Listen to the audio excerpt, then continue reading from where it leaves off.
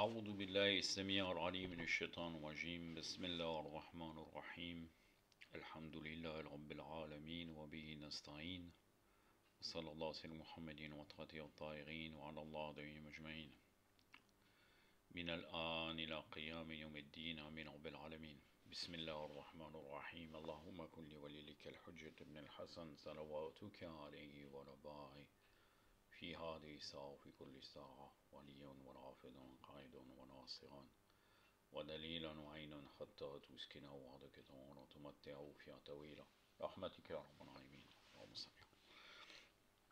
Un sujet qui concerne spécifiquement un point de doctrine des salafistes, mais qui en vérité concerne tout le monde, sauf qu'ils l'ont théorisé, alors que dans Ahlul Bayt vous allez retrouver la même chose, sauf qu'on ne le théorise pas. C'est l'unicité de conformité à la sunna.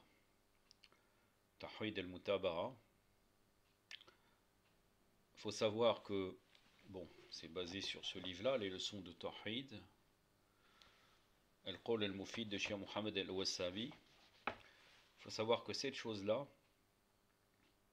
ils le reconnaissent tous. Vous allez voir que les grosses têtes du salafisme reconnaissent cette doctrine, mais ils ne le propagent pas. J'ai un ami qui était un ancien salafiste, qui, alhamdoulilah, maintenant il est monté dans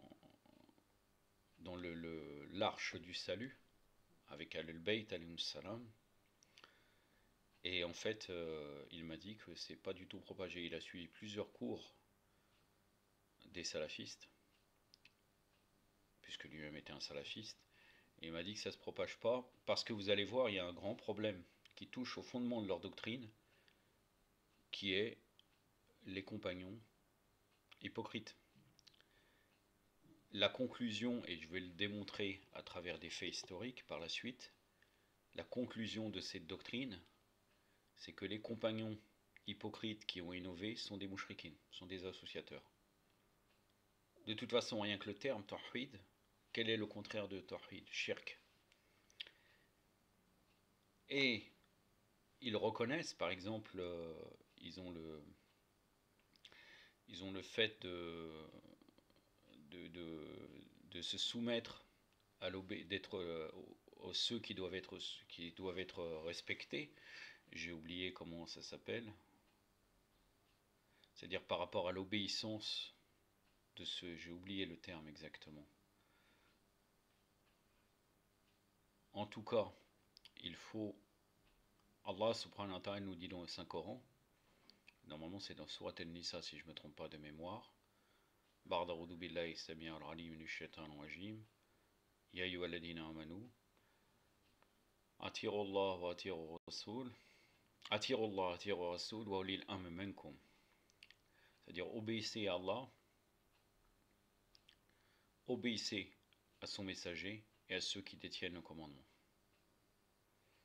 Selon Ahlul Bayt, ceux qui détiennent le commandement, c'est les Ahlul Bayt alayhim salam. Et si on nomme quelqu'un d'autre en dehors de ceux qu'on doit obéir, parce qu'ils ont été nommés par Allah Azza wa Jal, on est des mouchriquines. Vous retrouvez cela par exemple dans Zirad Jamiat al-Kebira. Même ils disent que pour unifier Allah Azza wa Jal, il faut être avec Ahlul Bayt alayhim salam. Sinon, on est des mouchriques. Et au niveau des textes, par exemple, vous avez Hisham ibn al-Hakam, redonne-moi alayh. Une fois, l'imam Sadiq alayhi salam lui avait demandé qu'est-ce que tu dis sur les mukhalifin. Il a décrit qu'ils étaient mouchriques. Mouchriques parce qu'ils n'obéissent pas à ceux qui doivent être obéis et qui sont nommés par Allah. Ils mettent quelqu'un d'autre à la place. Ils ont la même chose, les salafistes, sur le fait d'obéir au tarout, ou bien légiférer avec autre loi que Allah. Si par exemple on le suit d'une manière totale, parfois on n'a pas de choix, nous vivons en l'Occident, malgré que pour eux, et c'est cohérent, mais c'est en contradiction parce que quand même il y a certaines personnes de chez eux qui sont là, sauf peut-être on dira mais je suis là uniquement pour enseigner, sinon ils disent bien qu'on n'a rien à faire sur une terre de shirk. C'est prouvable, c'est prouvable à travers leurs textes, et que normalement on ne devrait pas vivre ici. Donc il y a un rejet total des lois occidentales, à juste titre, et les gens qui se remettent au tarout sont considérés comme des mouchriks dans leur doctrine. Chez nous aussi, nous ne pouvons pas obéir au tarout, sauf d'une manière extérieure. Et pour démontrer que leurs compagnons sont des mouchriks, après avoir cité cette règle Tawhid al-Mutabara, je vous démontrerai à travers des faits historiques. Mais pour l'instant, nous pouvons regarder à travers les hadiths de Ahlul Bayt. Dans certains hadiths, Abu Bakr est nommé le Hijl. Hijl, c'est le veau, la vache, le veau d'or. Et le Samiri, Omar, la'natullah alayh. Et donc, il y a un lien avec les idoles. Par exemple, il y a certains hadiths des Ahlul Bayt, alayhim salam, qui définit Malik, Abu Hanifa, Shafi'i et Hanbal en donnant l'interprétation ésotérique des divinités qui sont citées dans le Coran. Dans certains hadiths, ils disent celui-là c'est Malik, l'autre Abu Hanifa, Shafi'i et Ahmed ibn Hanbal.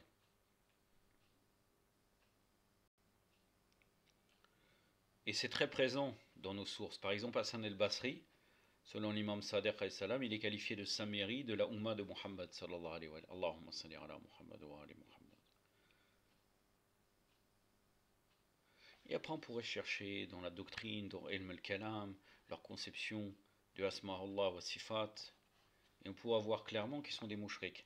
Mais eux-mêmes, avec cette doctrine, que je vais commencer tout de suite à vous la citer, ils démontrent que leurs compagnons sont des mouchriks. C'est pour ça peut-être qu'ils ne propagent pas cette doctrine, mais pourtant, elle est bien présente et elle est reconnue. Vous allez voir, c'est pas seulement la vie de Shir Muqbil, c'est la vie. Non, Shir Mohammed el-Wasabi, pardon. Parce que la préface est Shir Muqbil et Shir Najmi. C'est quelque chose de connu. Donc, l'unicité de conformité à Sunna. Nous avons la même chose en vérité, sauf qu'elle n'est pas formulée. Il faut bien faire attention. Sauf que la Sunna, on parle de la Sunna des infaillibles pour nous, alayhi salam. C'est le fait de suivre exclusivement le prophète, sallallahu alayhi wa sallam. Nous ne suivons donc que le prophète de façon sincère. Et là, on voit l'obligation de suivre le prophète. Il argumente avec deux versets coraniques que j'ai l'habitude de ne pas vous les citer en essayant de vous les citer en arabe, puisque en fait, je ne considère pas que c'est important de les citer vu que ça vient de leur livre. En tout cas, le verset est très connu et il est même une source pour nous. Dans Surat Ali Imran, le verset 31 et 32 dit: si vous aimez vraiment Allah, suivez-moi, Allah vous aimera alors et vous pardonnera vos péchés. Allah est pardonneur et miséricordieux, dit obéissez à Allah et aux messagers, si vous tournez le dos, alors Allah n'aime pas les infidèles. Dans la sourate Al-Ashr, donc la sourate de l'Exode ou bien du rassemblement, le verset 7, je vous ai cité dans d'autres leçons ce type de verset. Prenez ce que le messager vous donne et ce qu'il vous interdit, délaissez-le et craignez Allah car Allah est dur en punition. Là, regardez, et ça, ce verset en vérité est un argument contre eux-mêmes et leurs compagnons hypocrites. Allah subhanahu wa ta'ala dans Surat An-Nisa, verset 115, et quiconque fait scission d'avec le messager après que le droit chemin lui est apparu, et si un chemin autre que celui des croyants, alors nous laisserons comme s'il s'est détourné, les brûlons dans l'enfer, comme il s'est détourné, les brûlons dans l'enfer, et quelle mauvaise destination. Il y a beaucoup de choses à dire sur ce verset, je vais m'abstenir parce que pour avancer. Et c'est cela l'attestation de Ashhadu anna Muhammad Rasulallah sallallahu alayhi wa sallam. Allahumma salli ala Muhammad wa ali. J'atteste que Muhammad est le messager d'Allah. Allahumma salli ala. Donc l'obéissance absolue envers le prophète. On va voir si ses compagnons ont obéi. Il est cité dans l'explication de la Aqidah el-Tahawiyya, page 200, édition comprenant l'authentification des hadiths faites par Shir al-Albani. Je m'abstiens des formules de politesse qui sont vis-à-vis d'eux.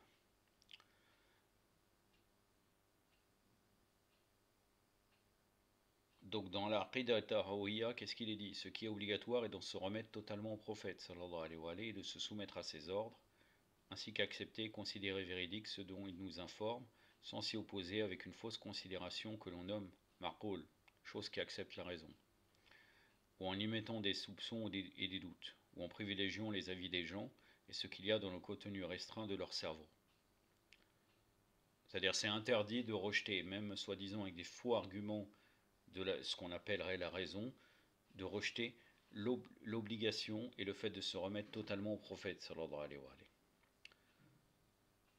On se réfère donc à lui exclusivement dans le jugement, l'acceptation, l'obéissance, comme nous unifions El Mursel, Allah Azzawajal, par l'adoration, l'assujettissement, la soumission. Le retour par l'adoration et la pleine confiance. Ce sont deux types de tawhid sans lesquels il n'y a pas de salut contre le châtiment d'Allah pour les serviteurs. Tout cela vous laissez dans votre tête et vous allez voir ce que je vais vous citer comme fait par la suite sur les compagnons. Ça démontre clairement qu'ils sont des associateurs, tout en sachant que extérieurement, même tous les mukhalifines en vérité qui mettent Abu Bakr et Omar devant l'imam Ali sont des associateurs. Mais extérieurement dans cette vie, ils sont traités comme des musulmans. Ça a déjà été expliqué maintes et maintes fois, et je ne vais pas revenir. Donc leur sang, leur bien et leur honneur sont sacrés, sauf pour les Nasibi. Nasibi, qui détestent Ahlul Bayt, même le grec en vérité on ne peut pas détester, la plupart détestent pas Ahlul Bayt, sauf Ibn Taymiyyah, et les chiites. Les chiites, c'est ça qui est important. Si tu détestes les chiites, déjà il y a un problème sur ta naissance, et c'est les hadiths qui disent ça, c'est pas moi, tu es un mouchrik à l'intérieur de toi, tu seras jugé comme un mouchrik. Tawhid al-Mursal, l'unicité d'Allah, et Tawhid al-Mutabara. Nous nous référons donc voilà, ce sont deux types de Tawhid, et là il le cite. Nous ne nous référons donc à personne d'autre que lui concernant nos litiges, n'agréons pas le jugement d'un autre, et n'agissons pas comme celui qui conditionnerait l'exécution des ordres du prophète, et l'acceptation de ces informations au propos d'un maître spirituel, d'un guide, des membres d'une école juridique, d'un groupe ou bien des personnes admirées. Ainsi, si ces derniers le lui permettent, il obéit alors au prophète sallallahu alayhi wa alayhi et accepte ces informations. Sinon, pour plus de sécurité, il s'en remet à eux et se détourne des ordres et des informations du prophète sallallahu alayhi wa alayhi, ou bien il détourne les mots de leur contexte en prétendant que cela est de l'interprétation, tahil, et en disant nous l'interprétons donc et lui accordons sens particulier. Vous vous rappelez quand j'avais parlé du rejet des savants par les salafistes, là, il est bien de préciser des membres d'une école juridique. C'est-à-dire comme quoi, c'est conditionné par les ordres du prophète. Alors qu'en vérité, on pourrait se dire, est-ce que le simple croyant peut déterminer entre les quatre écoles, des mukhalifines et puis d'autres, il y en a eu d'autres, pourrait distinguer est-ce que ça correspond au prophète sallallahu alayhi wa sallam, ce qui a été dit ou pas?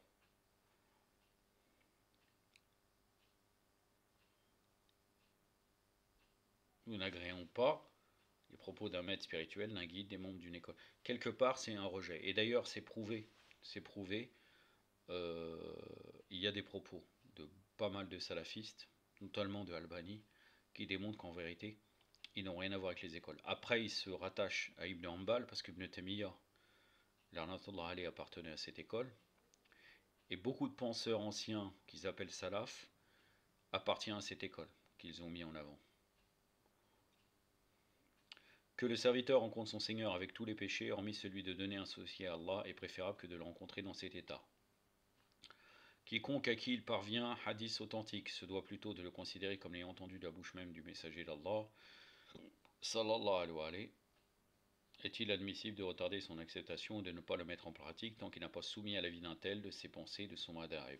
Donc là encore une fois, ça démontre que ça pousse les gens à prendre un hadith, et si on a un hadith, on le prend extérieurement et on ne revient pas à son école.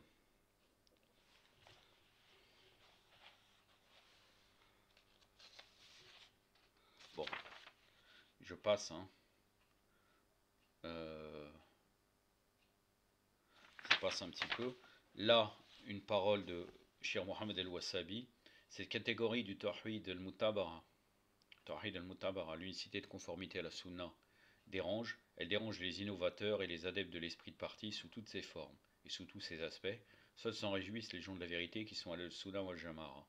Ils sont le parti d'Allah, ceux qui réussissent par la volonté d'Allah. Quant aux innovateurs et aux adeptes de passion, cette partie de Tawhid les trouble, les embarrasse, et de quelle façon? Moi personnellement, ça m'arrange énormément. Le fait que vous avez théorisé cela, ça m'arrange, car vraiment c'est des munitions pour les chiites, pour pouvoir vous attaquer. Car vous théorisez ça, vous démontrez que celui qui ne suivrait pas le prophète est un mouchrek, et en plus de cela, généralement vous ne l'enseignez pas. Parce que quelqu'un qui va réfléchir, d'ailleurs Ibn Taymiyyah lui-même, j'ai oublié dans quel livre, mais je me rappelle de ça, il dit que les compagnons divergeaient. Je ne sais pas s'il accepte la sunna du compagnon, parce que vous savez, même entre les savants des mukhalifines, il y a une divergence sur cela. Certains disent nous suivons que le prophète et les compagnons. Non, que le prophète, sunna du prophète sallallahu alayhi wa sallam.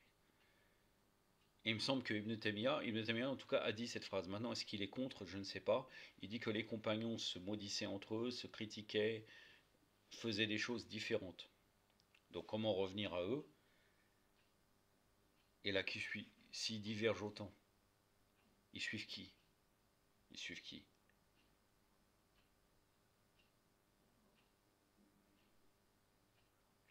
Car il faut savoir quand même que nous, même au Fouroudine, dans les grandes lignes, pour les choses importantes de la religion, on ne diverge pas.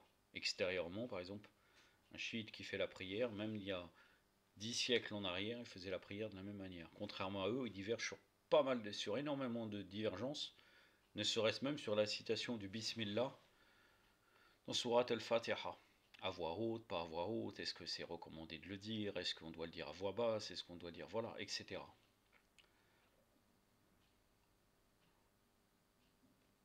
Donc là, il dit que ça dérange les gens de l'innovation.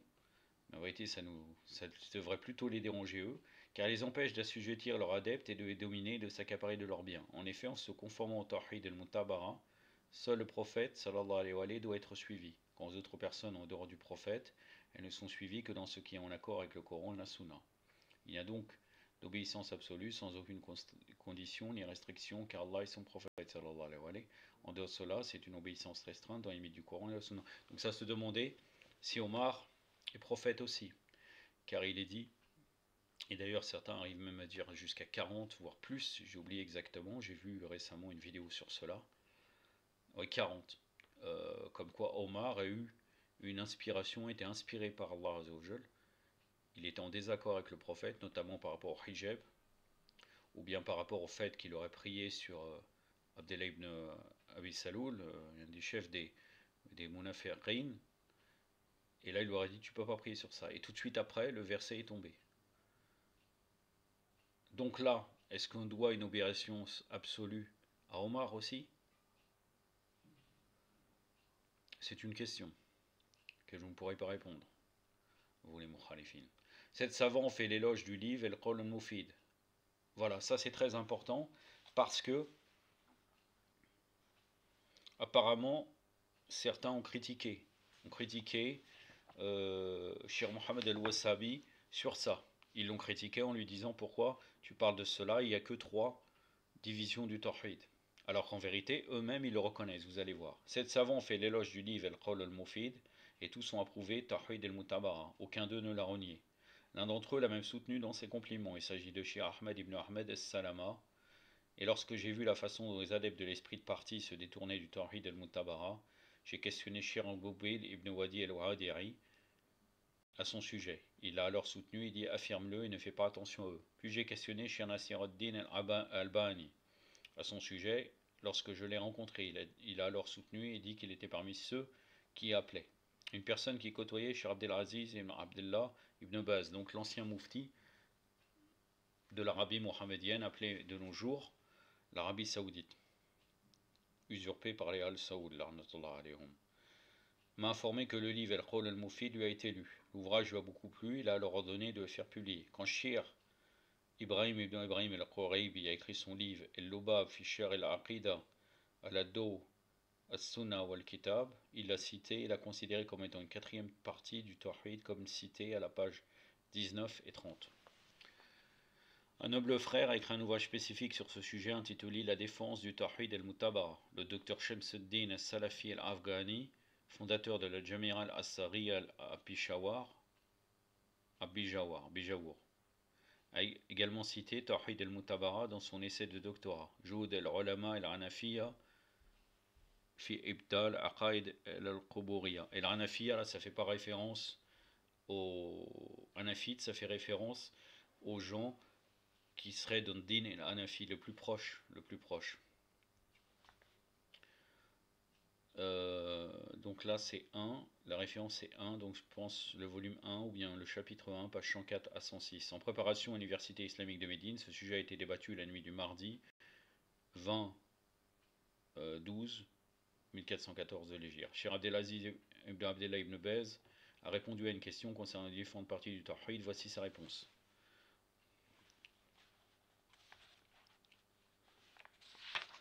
Je vais passer un petit peu, je vais citer ce que dit Cheikh ibn Baz.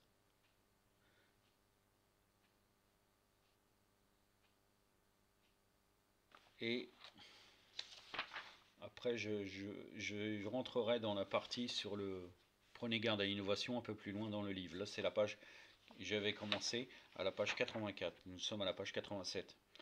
Cheikh ibn Baz donc a dit ceci est pris de l'examen minutieux des versets et des hadiths. Les savants ont examiné les textes du Coran et de la Sunna en cette subdivision leur est apparue. Et certains ont ajouté une quatrième catégorie qui est Tawhid al-Muttabara, tout cela par l'examen minutieux des versets et hadiths.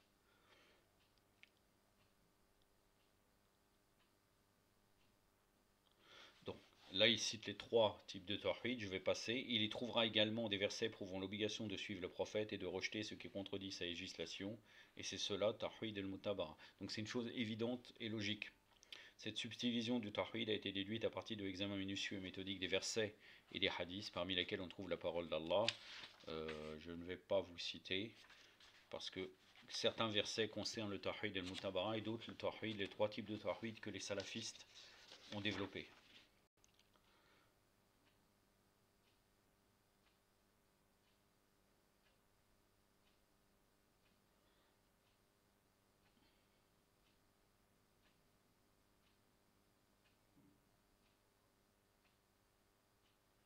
Après, il ramène quelques hadiths. Le prophète a dit, pour justifier Tawhid al-Mutabara, hadith qui vient bien sûr des Mukhalifin, c'est d'eux-mêmes, celui qui m'obéit obéit à Allah et celui qui me désobéit a certes désobéi à Allah. Le hadith est unanimement reconnu, authentique. Le prophète sallallahu alayhi wa alayhi a aussi dit toute ma communauté entrera au paradis, sauf celui qui le refuse. On lui demanda à qui donc le refuse. Il dit celui qui m'obéit entrera au paradis, celui qui me désobéit a certes refusé.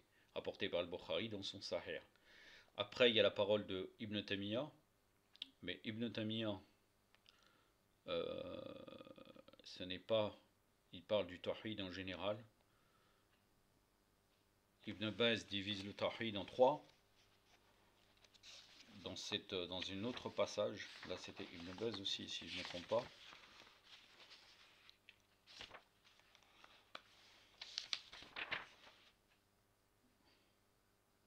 Oui.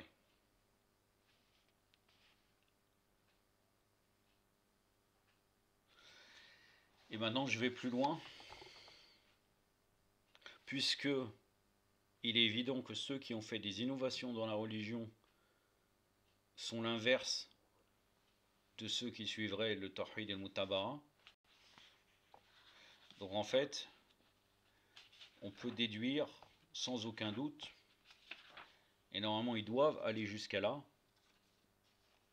que celui qui ne suit pas le prophète, pour prendre quelqu'un d'autre, est un mouchrik ou celui qui innove dans la religion. Donc la page 208 et 209. Donc là, il ramène un hadith de Aïcha, quiconque introduit dans notre religion quelque chose qui n'en fait pas partie, c'est le prophète sallallahu alayhi wa sallam qui aurait dit ça, cela sera rejeté. De toute façon, même chez nous, nous avons la même chose. El Bukhari, numéro 2550, et Muslim 1718, et Muslim rapporte dans une autre version, celui qui fait une œuvre non conforme à notre religion, elle sera rejetée. Jabir ibn Abdullah a rapporté Ordre al-Jaber, c'est bien sûr un compagnon honorable, rapporté lorsque le prophète sallallahu alayhi wa sallam, Allahumma salli ala Muhammad wa ali Muhammad wa la jal farajum wa la faisait un sermon, il disait: ceci étant la meilleure des paroles et le livre d'Allah, et la meilleure voix est celle de Muhammad sallallahu alayhi wa sallam. Ça, c'est quelque chose qu'il répète très souvent lors du Jumu'ah, comme des perroquets, puisqu'après, au mois de Ramadan, ils vont aller faire tarawih, il n'y a aucun problème. Alors que Omar, je vais vous citer les textes, a dit que c'était une bonne innovation. C'est une innovation dans la religion. Et la pire des choses est celle nouvellement introduite dans la religion ici, et toute chose nouvellement introduite dans la religion est une innovation, et toute innovation égarement, et tout égarement mène en enfer. Rapporté par Muslim dans le Jumu'ah. Voilà, c'est même là au Jumu'ah parce que c'était le prophète. Donc c'est pour cela qu'il répète dans le Jumu'ah. Numéro 867, le hadith 2, le chapitre 2 ou bien 592. Ce sont ses propos. Et Nisaï dans Idian, chapitre 22, 23, 22, 3, 188, 189. Et deux ajouts entre crochets sont de lui. Que dit maintenant Shir al-Wesabi? Médite bien mon frère, ces nobles hadiths prophétiques authentiques provenant du cœur de la Sunna. Examine-les attentivement et tu trouveras qu'ils sont un remède pour toi, Inch'Allah, contre toute innovation introduite dans la religion d'Allah. Ceci étant, le prophète a jugé toute innovation comme étant un égarement. Il n'a pas dit certaines sont dans un égarement et d'autres n'en sont pas. Il a plutôt dit toutes et toutes. Chers frères, désigne une généralité. Médite aussi la parole du prophète, sallallahu alayhi wa sallam, quiconque introduit dans notre religion quelque chose qui n'en fait pas partie, cela sera rejeté. C'est-à-dire que cette chose n'est pas acceptée. Il n'a pas dit que cela dépendait de l'intention de son auteur, il a plutôt jugé comme étant rejeté.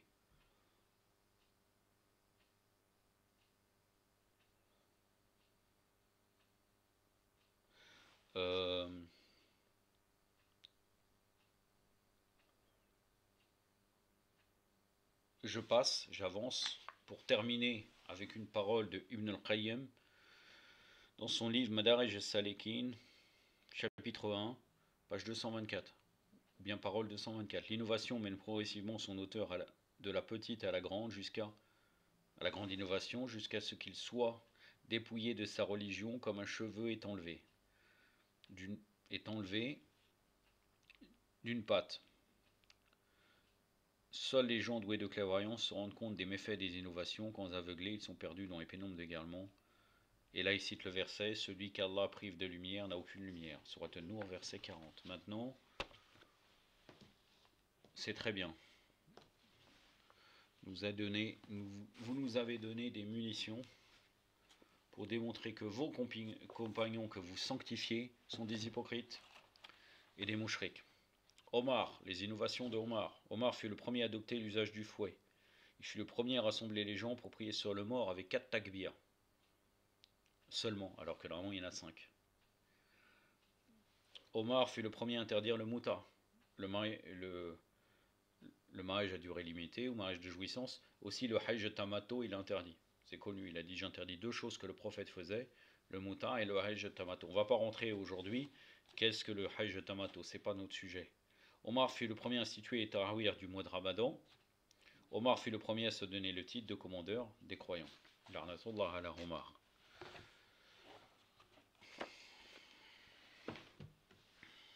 Maintenant, le tarawih. Je vais vous préciser un peu, même si j'en ai parlé tout de suite là. Abderrahman ibn Abdelqari a dit: une nuit pendant le Ramadan, j'allais avec Omar ibn al-Khattab à la mosquée. Les fidèles étaient en groupe dispersés. Il y a d'autres versions, c'est Abderrahman ibn Aouf. De mémoire, je me rappelle. Là, il dit Abderrahman ibn Abdelqari.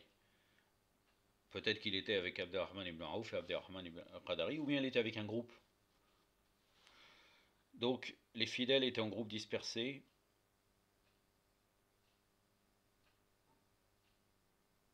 Ah oui, je dois préciser qu'il n'y avait pas de tarawih. Et il y a un témoignage dans Sahih Bukhari ibn Shihab ajoute: quand le prophète mourut, les choses étaient ainsi, et elles continuèrent de la même manière sous le califat de Abu Bakr et jusqu'au début du califat d'Omar. Dans Sahih Bukhari. Donc ici, un homme faisait sa prière pour son propre compte, ailleurs un homme dirigeait la prière de son groupe. Omar dit alors, il me semble que si je réunissais tous ces gens-là sous la direction d'un seul lecteur, cela serait plus convenable. Alors mettant son dessein d'exécution, il les rassembla sous la direction de Obey ibn Ka'b. Une autre nuit, je sortis également avec Omar. D'accord, regardez mes frères, mes sœurs, c'est très important. Les fidèles priaient sous la direction de leur lecteur. Quelle excellente innovation, s'écria Omar. Ceux qui dorment sans faire cette prière font mieux que celui qui s'élève pour la faire. Comment nous comprenons? Parce que pourquoi je vous dis ça? Parce qu'après ils ont rajouté, ils voulaient dire à la fin de la nuit. Là il est en train de dire, j'ai innové, et en vérité c'est mieux que vous dormiez, que vous faites cette prière. C'est lui-même qui dit ça, c'est pas nous. Mais après il voulait dire à la fin de la nuit, les fidèles firent cette prière au début de la nuit.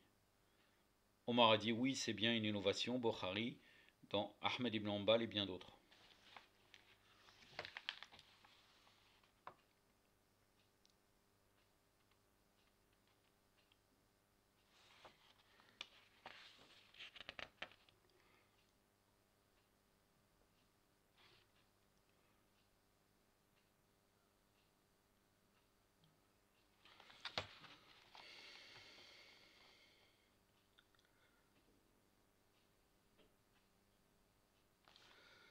Le prophète avait dit concernant ce tarawih, puisque les gens l'avaient suivi pendant qu'il était en train de faire la prière dans la mosquée, il a dit dorénavant, fidèles, priez dans vos demeures, car la meilleure prière pour un homme est celle qu'il fait chez lui, à moins qu'il ne s'agisse de la prière canonique. Donc le prophète, par l'intermédiaire de Bukhari et Muslim, dit je connaissais bien les sentiments que vos conduites m'a manifestés. Dorénavant, aux fidèles, priez dans vos demeures, car la meilleure prière pour un homme est celle qu'il fait chez lui, à moins qu'il ne s'agisse de la prière canonique. Vous devez faire la prière chez vous, car la meilleure prière pour vos fidèles est celle qu'il fait chez lui. Il faut en accepter la prière canonique.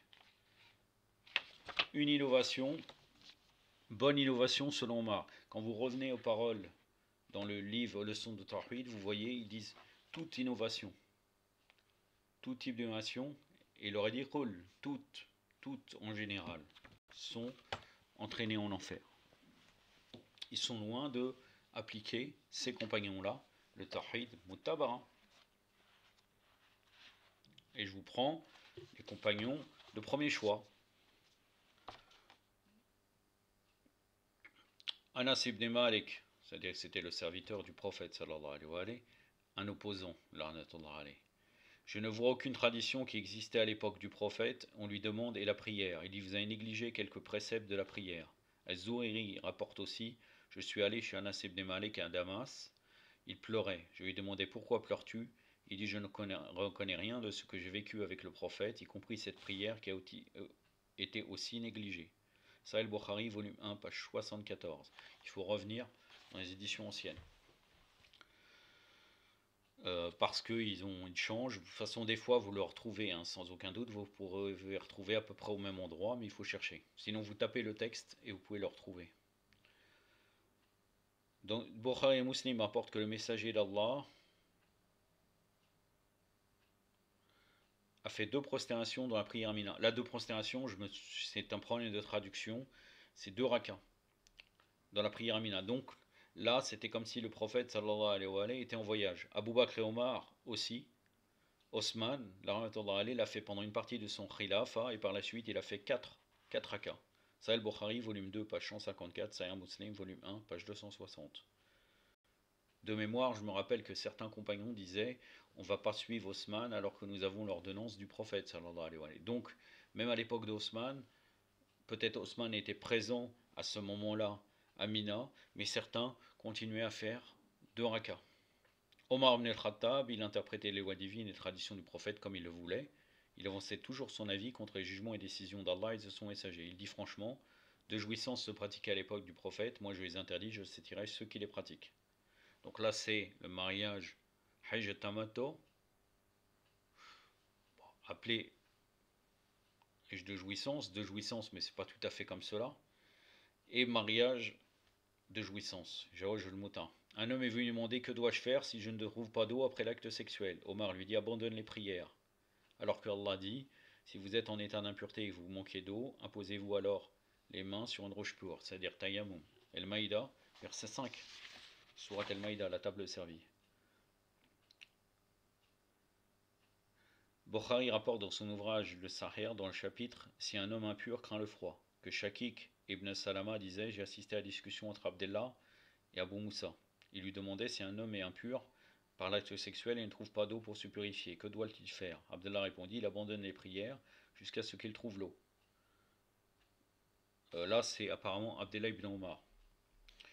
Abu Moussa, c'est Abu Moussa al-Ashari, lui dit Le prophète a appris à Ammar comment se purifier par la terre. Abdallah répond Oui, mais Omar n'était pas convaincu de ses propos. Abu Moussa lui dit Laissons à part les propos de Ammar, que dis-tu du verset coranique? Il lui cite le verset. Abdallah ne trouvait rien à dire. Il reprend Si nous leur autorisons cela, il se peut qu'ils abandonnent les ablutions en hiver, par crainte du froid, et ne se contentent que du terme. Donc, une interprétation personnelle d'Abdallah ibn Omar pour dire voilà, malgré le texte, on fait ce qu'on veut. Ils vont, pendant le froid, un argument fallacieux, pendant le froid, euh, ils feront que le tayammum.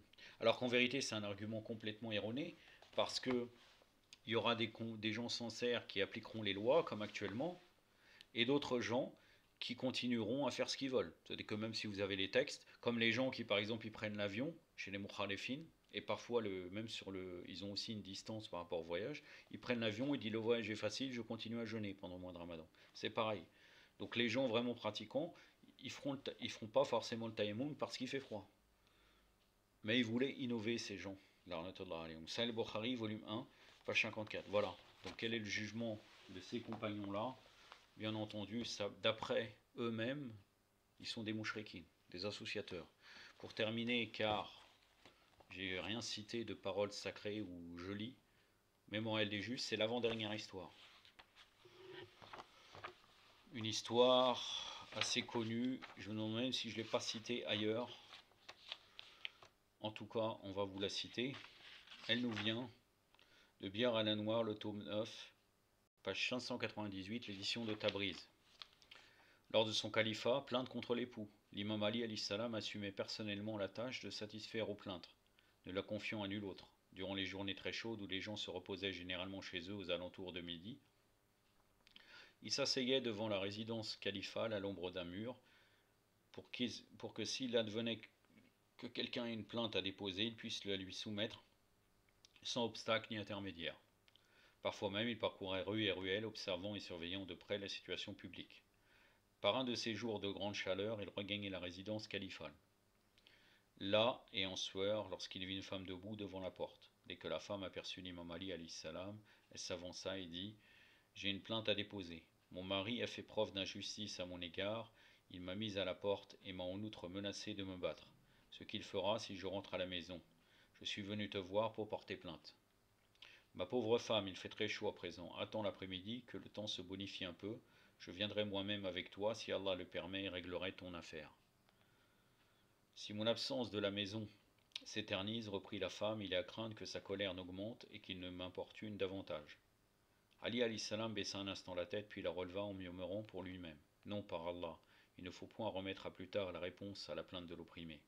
Il faut absolument rendre justice à l'opprimé contre l'oppresseur, et extraire du cœur de l'opprimé la crainte de l'oppresseur afin qu'il lui fasse en toute bravoure et exige le respect de son bon droit. Il y a un hadith du prophète qui confirme ce que dit l'imam Ali salam. Allah ne bénit pas une nation où il n'est pas donné sans hésitation aux faibles, ses droits sur le fort. Dis-moi où habitez-vous demanda-t-il à la femme. À tel endroit, allons-y. Et Ali salam se rendit en compagnie de la femme jusqu'au seuil de sa maison. Et de derrière la porte s'exclama d'une voix forte Et gens de la maison, Ya al-Bayt, assalamu alaikum. Un jeune homme sortit qui était le mari de la femme. Il ne reconnut pas l'imam, ne voyant en lui qu'un homme d'une 60aine d'années qui accompagnait son épouse. Il comprit que celle-ci l'avait amené avec elle pour la protéger et intercéder en sa faveur, mais il ne dit mot. Cette femme, ton épouse, a à se plaindre de toi, dit Ali salam. Elle dit que tu as fait preuve d'injustice à son égard et l'as mise à la porte, et qu'en outre tu l'as menacée d'être battue. Je suis venu te dire de craindre Allah et de témoigner à ton épouse bonté et sollicitude. En quoi cela te regarde-t-il que j'ai eu envers ma femme un bon ou un mauvais comportement répliqua le jeune homme. Oui, je l'ai menacée d'être battue. Et puisqu'elle est allée te chercher et que tu parles pour elle, je la ferai brûler vive. Ali alayhi salam s'emporta de voir son insolence et porta la main à son épée, il la tira de son flureau. Je te conseille, je t'envoie le convenable et t'interdis le blâmable. Et tu me réponds de la sorte, tu prétends sans détour que tu feras brûler vive ton épouse. T'imagines-tu que la vie soit à ce point dépourvue de compte à rendre?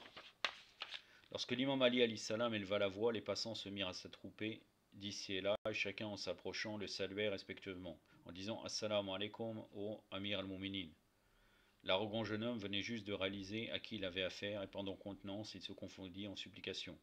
Ô Amir al-Muminin, pardonne-moi, je reconnais mon tort, je promets d'être dès lors soumis à mon épouse et d'obéir à tout ce qu'elle ordonnera. Ali salam se tourna alors vers la femme et lui dit rentre chez toi à présent, mais veille toi aussi à ne pas te comporter de sorte que tu pousses à de telles réactions. Là, bien sûr, vous voyez la science divine de l'imam, qui sait très bien que cette femme, malgré qu'elle s'est plaint, elle a ses torts aussi. C'est pour cela qu'il lui dit veille-toi aussi à ne pas te comporter de sorte que tu le pousses à de telles réactions. Bien entendu, les gens qui sont montracères pourraient nous dire que non, il lui dit comme ça parce qu'il le déduit, il doit lui donner des bons conseils. Mais ça ne se passe pas comme ça avec un imam infaillible. Toutes ces paroles sont des arguments. D'ailleurs, l'imam al-Radi alayhi salam dans Zirad Jamiat al-Kibera, il dit Kalamoka Nour wa Amrokun Rushd, c'est-à-dire leurs paroles sont des lumières et leurs ordres sont de la guidance. Sont de la guidance. J'en ai terminé. Donc il me reste encore une histoire que je citerai éventuellement dans le Doran al-Bas si j'ai pas cité certaines paroles sacrées, sinon ça sera une autre fois. Et comme cela, on terminera ce livre. Ça fait maintenant plusieurs années que on les cite pour le tabarok, la baraka. Et Inch'Allah, je citerai, comme je vous ai dit, je chercherai quelques histoires sur les imams infaillibles, alayhim salam, quand j'aurai rien à dire au niveau des hadiths dans mon exposé, et je vous en ferai par أكتفي بهذا القدر وصلى الله على محمد وعلى آله الطاهرين والسلام عليكم ورحمة الله